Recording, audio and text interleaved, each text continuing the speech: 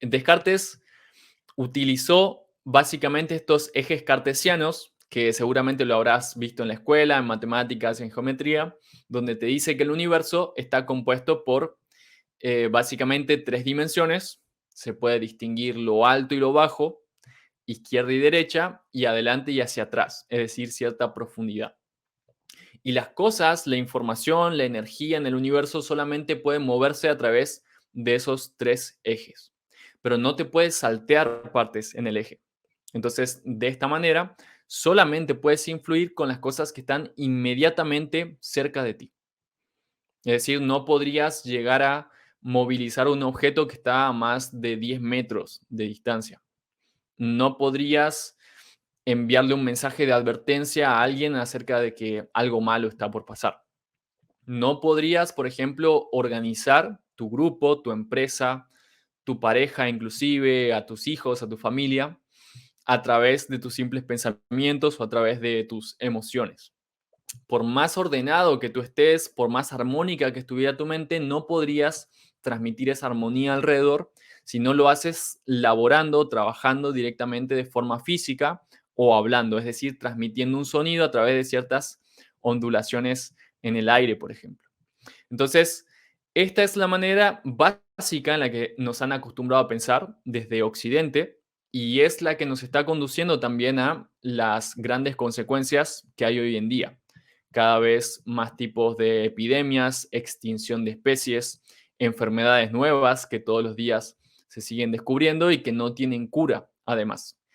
Y a la vez tipos de soluciones que nunca resultan ser del todo eficientes. Medicamentos que supuestamente te curan de algunos síntomas, pero te producen otros efectos adversos.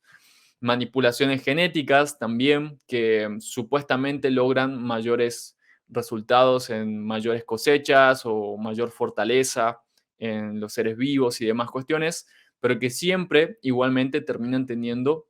algún efecto secundario que hay que tener en cuenta y que muchas veces se convierte a su vez en un nuevo problema también.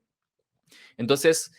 si lográramos repensar el universo, si lográramos ver más allá del mecanicismo, si lográramos encontrar otra manera de explicar cómo funciona la vida, cómo funcionamos nosotros,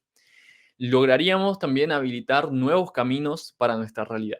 nuevas posibilidades, nuevas soluciones. Lograríamos librarnos directamente de ciertos problemas que nuestra forma de pensar la vida está generando directamente.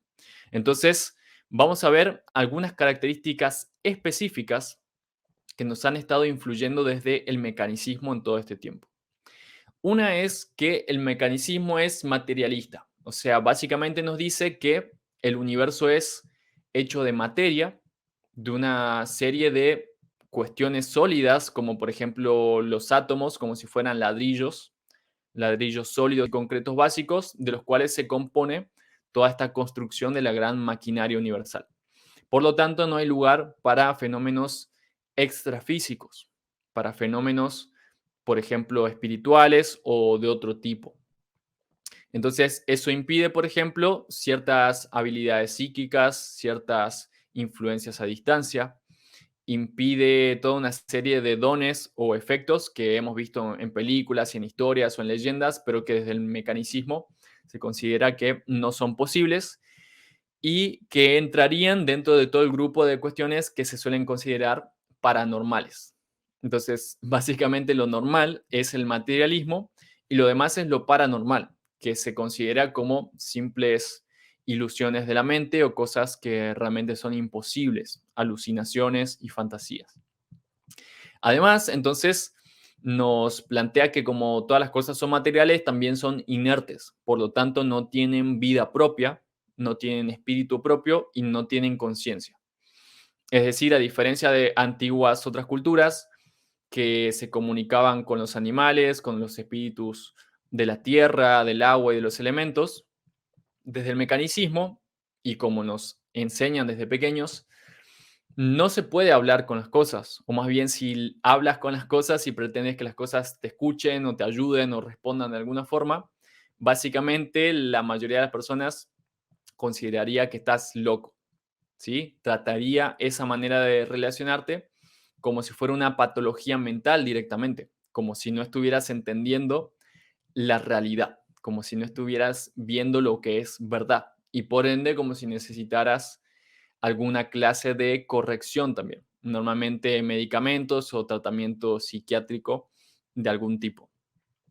Entonces, los efectos que puedes generar supuestamente en la realidad solamente son locales, solamente puedes influir sobre tu ámbito más inmediato o a lo sumo utilizar ciertas herramientas tecnológicas, por ejemplo, como la que estamos utilizando ahora, el Internet, para comunicarnos y transmitir mensajes, pero igualmente solamente podrías conocer de ciertas personas en otras partes del mundo a través de escucharlas o de verlas de alguna forma. Sería imposible que, por ejemplo, tuvieras un sueño donde alguna persona te cuenta una historia o te da información específica o te da una advertencia. Y si acaso tuvieras alguna clase de sueño premonitorio, por ejemplo, o si vieras a alguien en un sueño antes de conocerlo, se consideraría igualmente que es alguna especie de trastorno psicológico, lo cual realmente no soluciona la cuestión. Y de hecho desperdiciaría mucha de esa información y de esas cosas que están pasando.